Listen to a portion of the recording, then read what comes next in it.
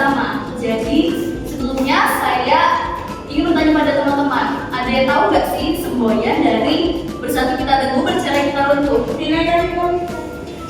Artinya beda-beda. Nah, benar banget. Jadi kalau bersatu kita akan mencapai tujuan bersama. Sedangkan kalau kita bercerai itu kita tidak akan mudah gagal atau tidak mencapai tujuan yang baik.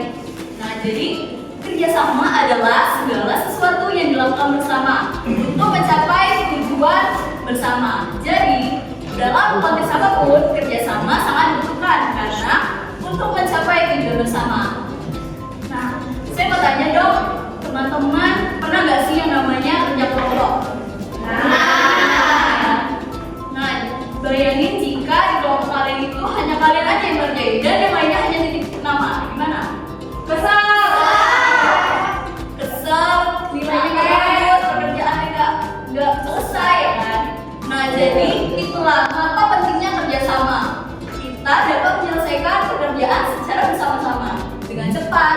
Nah, mikroan di sini siapa sih yang ngekos? Ada yang ngekos? Saya. Banyak ya teman-teman ya. Nah, kalian jika mau pindahan tempat kos, gimana sih? Perlu bantuan orang lain nggak? Perlu ya. Nah, untuk ada yang kasur, ada yang untuk meja, ada yang memegang di depan, belakang, kiri, kanan, mengarahkan, ya kan?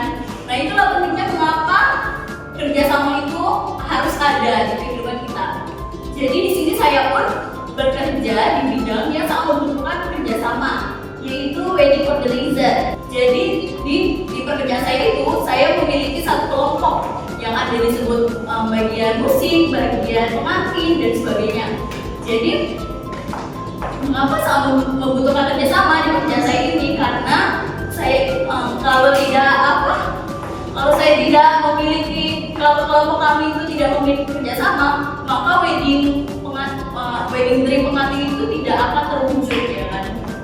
Nah, adapun manfaat dari kerjasama, yang pertama dapat menyelesaikan kerjaan dengan lebih baik seperti pekerjaan saya tadi, dan selanjutnya dapat memunculkan ide-ide baru yang sebelumnya tidak mungkin kita pikirkan kan.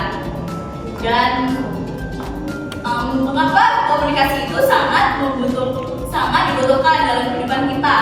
Karena yang pertama untuk komunikasi terbuka.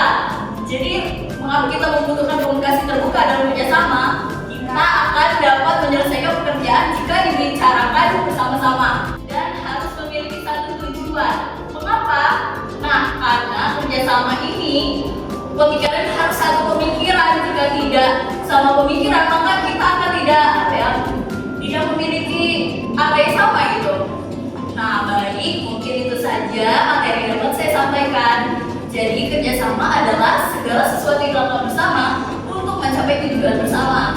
Baiklah teman-teman, saya akhiri. Wassalamualaikum warahmatullahi wabarakatuh.